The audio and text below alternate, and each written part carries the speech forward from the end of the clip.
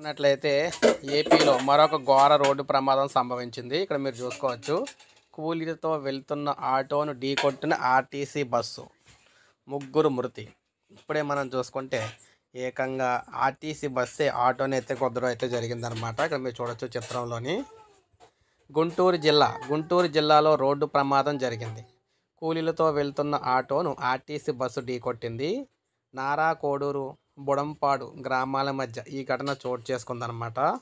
ప్రమాదంలో ముగ్గురు మహిళలు మృతి చెందగా మరొకరికి తీవ్ర గాయాలయ్యాయి. మృతుల్లో అరుణకుమారి, నాంచారమ్మ, సీతారామమ్మ ఉన్నారు. వీరిది చేబ్రోలు మండలం సుద్దపల్లి.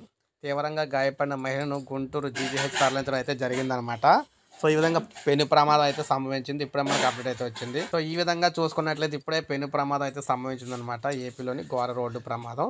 సో ఒక లైక్ చేయండి, అందరికీ చేస్తే అదేవిధంగా సబ్స్క్రైబ్ చేసుకోవాలి, సబ్స్క్రైబ్ చేసుకోండి. లేటెస్ట్ అప్డేట్స్ అన్నీ కూడా మన ఛానల్ ద్వారా అందించడం అయితే జరుగుతుంది.